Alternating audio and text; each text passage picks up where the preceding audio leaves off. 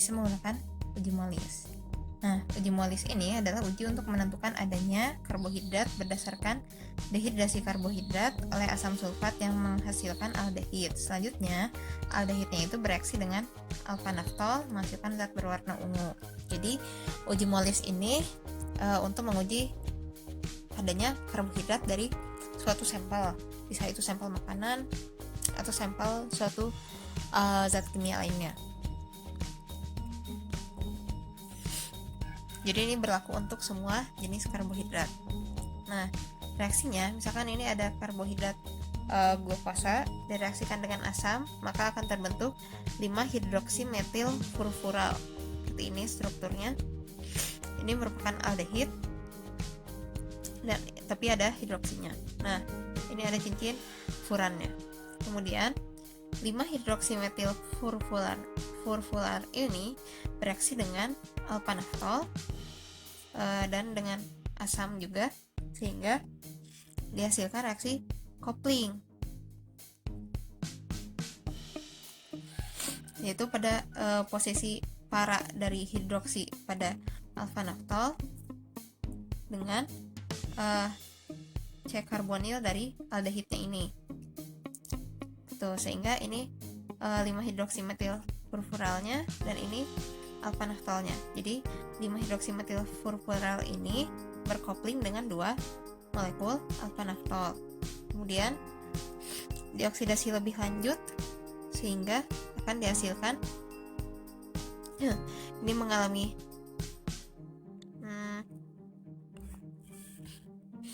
enolisasi, kemudian sehingga dihasilkan ion seperti ini, dan ion seperti ini akan berwarna ungu atau kemerahan. Nah, uji positifnya jika dilihat secara makroskopik itu terbentuknya 2 fasa dan zat berwarna ungu. Kalau kita lihat yang ini ya, yang ini itu kan terlihat adanya 2 fasa. Fasa yang di bawah yaitu yang berwarna ungu dan fasa yang di atas yang berwarna putih. Ini juga sama, ini ada fasa yang di bawah berwarna ungu dan fasa yang di atas berwarna putih. Jadi ini hasil positif dari uji molis. Lalu uji yang kedua yaitu namanya uji Benedict. Nah, uji Benedict ini bertujuan untuk menentukan apakah monosakarida atau disakarida itu merupakan gula prereduksi atau bukan. Nah, uji Benedict ini menyerupai uji Tollens untuk gugus aldehid dan keton. Jadi kalau uji Tollens kan itu untuk mengetahui aldehid atau keton. Kenapa? Karena aldehidnya bisa teroksidasi menjadi karboksilat, sedangkan peraknya tereduksi menjadi perak nitratnya tereduksi menjadi perak, sehingga muncul endapan perak atau cermin perak. Tapi kalau di Benedict ini uji positif suatu karbohidrat itu untuk karbohidrat yang mengandung gugus hemiasetal. Masih ingat? Karbohidrat yang mengandung gugus hemiasetal itu disebut gula prereduksi. Nah, hemiasetal ini akan terhidrolisis dalam larutan menjadi bentuk aldehidnya. Kita lihat seperti ini. Ini reagen Benedict. Kita reaksikan dengan monosakarida yang aldosa atau yang ketosa, maka akan dihasilkan endapan merah bata Cu2O dan produk oksidasi gulanya. Itu kalau kita lihat di sini, ini yang asalnya aldehid menjadi asam karboksilat. Nah, jadi yang teroksidasi adalah gulanya dari aldehid menjadi asam karboksilat, sedangkan Cu2 plusnya tereduksi menjadi Cu plus. Ya, bilox Cu di sini kan menjadi plus 1. Nah, berarti uji positifnya itu ditandai dengan munculnya endapan merah Cu2O. Nah, coba kalau kita lihat di sini ya, glukosa hasilnya positif, ada endapan merahnya kan ya, kelihatan. Fruktosa hasilnya positif juga, ada endapan merahnya. Sukrosa hasilnya negatif karena pada sukrosa gugus aldehidnya itu tidak bebas, tidak ada gugus aldehid bebasnya, sehingga tidak bisa teroksidasi menjadi asam karboksilat. Pada maltosa juga hasilnya positif. Ini juga di sini ada merah batanya. Pada laktosa juga sama, hasilnya positif karena ada gugus aldehid bebasnya, jadi bisa teroksidasi walaupun dia merupakan disakarida. Galaktosa juga sama, sedangkan amilum tidak mempunyai gugus aldehid bebas sehingga tidak bisa teroksidasi.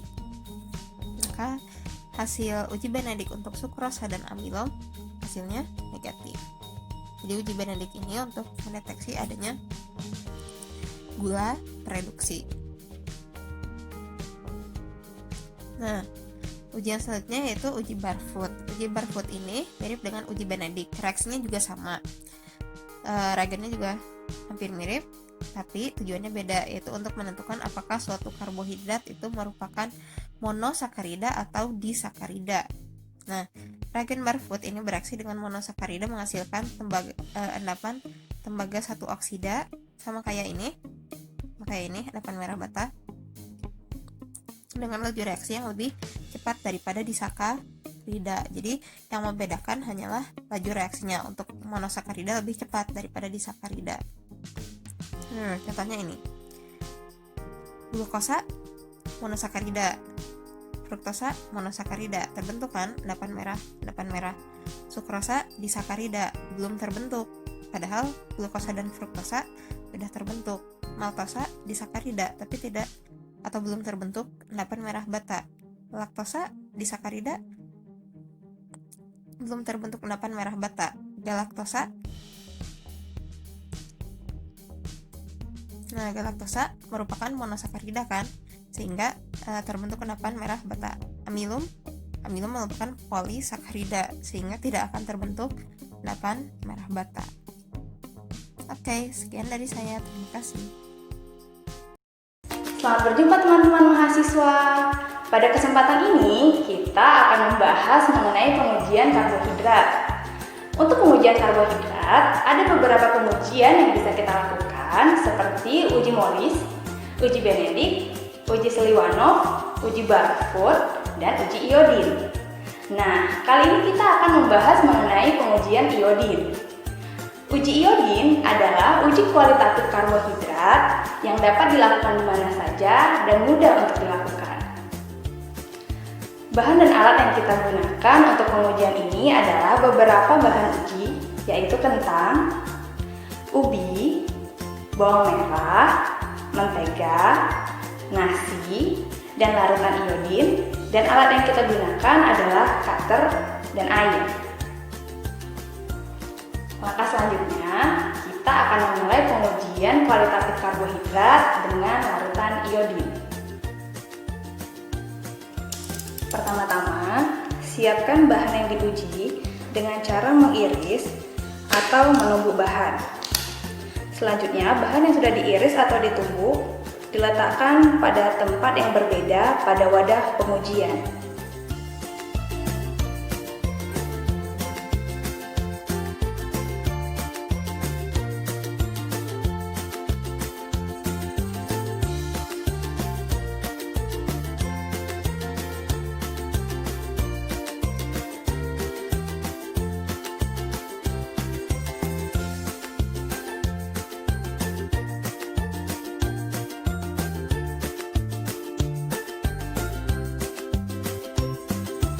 Selanjutnya, teteskan larutan iodin pada bahan uji masing-masing 3 hingga 5 tetes.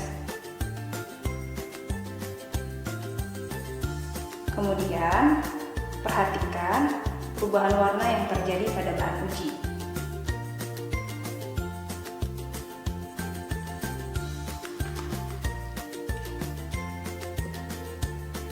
Jika diperhatikan, terjadi perubahan warna pada nasi, kentang, dan ubi. Hal ini disebabkan karena nasi, kentang, dan ubi mengandung karbohidrat. Molekul iodin yang kita berikan akan bereaksi dengan nasi, kentang, dan ubi, dan selanjutnya akan membentuk warna biru tua pada bahan uji. Hal ini disebabkan karena molekul iodin akan masuk ke dalam ikatan antar monosakarida yang berbentuk spiral dan membentuk warna biru tua. Jadi, jika teman-teman mahasiswa ingin mengetahui ada tidaknya kandungan karbohidrat dalam suatu bahan uji, dapat melakukan pengujian dengan larutan iodin seperti ini. Demikian uji kualitatif karbohidrat dengan menggunakan larutan iodin. Semoga video ini bermanfaat untuk teman-teman mahasiswa semuanya. Sampai bertemu di video pembelajaran berikutnya.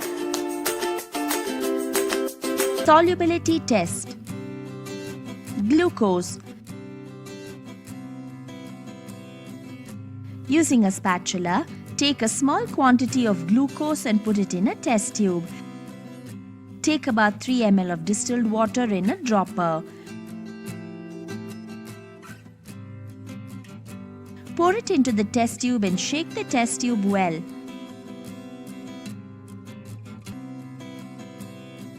Glucose completely dissolves in water. Sucrose. Using a spatula, take a small quantity of sucrose and put it in a test tube.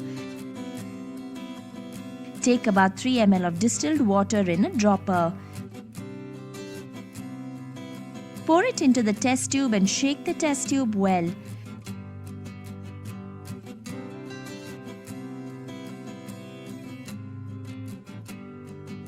Sucrose completely dissolves in water. Starch. Using a spatula, take a small quantity of starch and put it in a test tube. Take about 3 ml of distilled water in a dropper. Pour it into the test tube and shake the test tube well.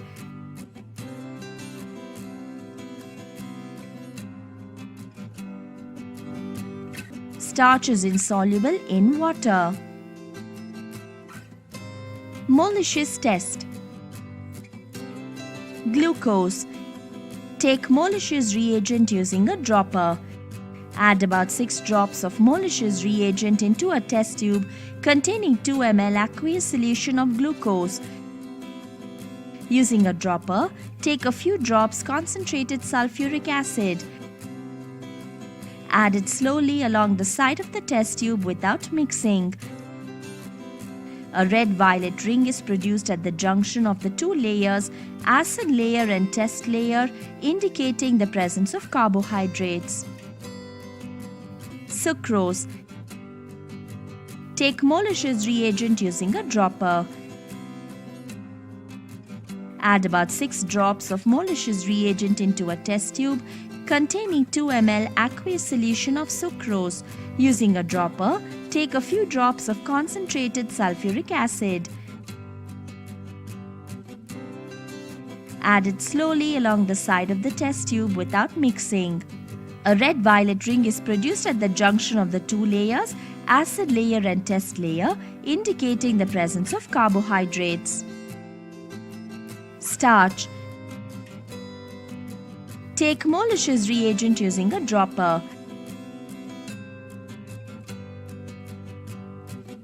Add about 6 drops of molasses reagent into a test tube containing 2 ml suspension of starch. Using a dropper, take few drops concentrated sulfuric acid. Add it slowly along the side of the test tube without mixing. A red-violet ring is produced at the junction of the two layers, acid layer and test layer, indicating the presence of carbohydrates. Feelings test. Glucose. Take 2 ml of feeling solution A using a dropper. Add it to 2 ml aqueous solution of glucose taken in a test tube. Then add 2 ml of feeling solution B into the test tube.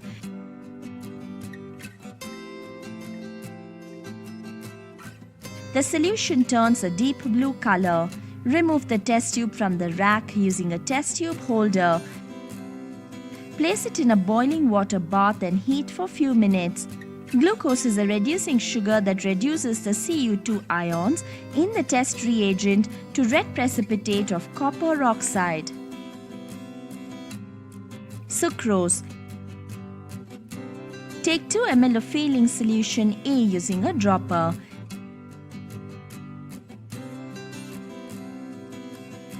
Add it to 2 ml aqueous solution of sucrose taken in a test tube. Then add 2 ml of Fehling solution B into the test tube.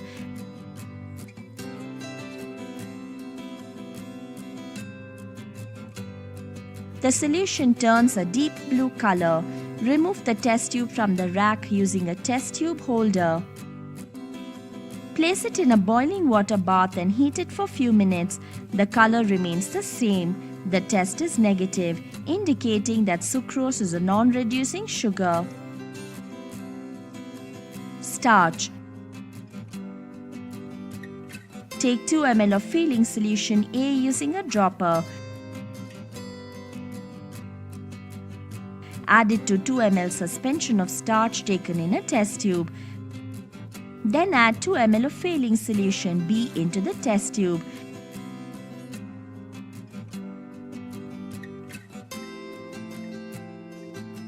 The solution turns deep blue color. Remove the test tube from the rack using a test tube holder. Place it in a boiling water bath and heat it for few minutes. The color remains the same. The test is negative, indicating that starch does not contain reducing sugar. Benedict's test. Glucose. Take 2 ml of Benedict's reagent in a dropper. Add it to 2 ml aqueous solution of glucose taken in a test tube. The color of the solution turns blue. Remove the test tube from the rack using a test tube holder. Place it in a boiling water bath and heat for few minutes. Glucose is a reducing sugar that reduces the Cu2 ions in the test reagent to red precipitate of copper oxide. Sucrose. Take 2 ml of Benedict's reagent in a dropper.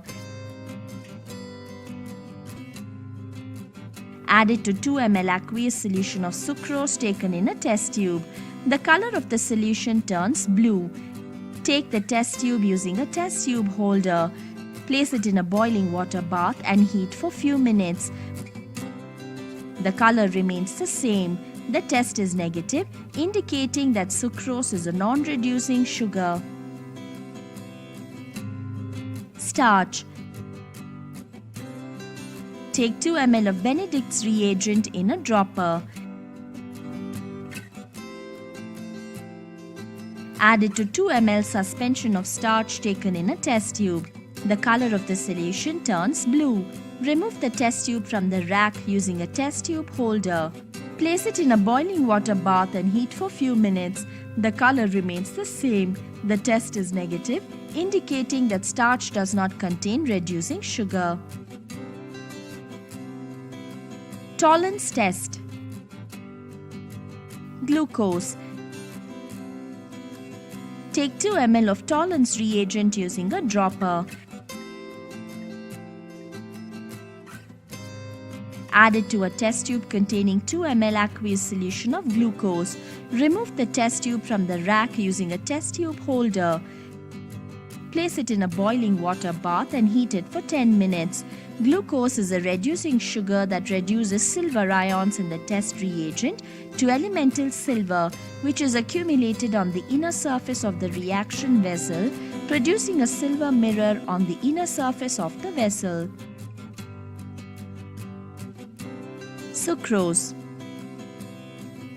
Take 2 ml of Tollens reagent using a dropper.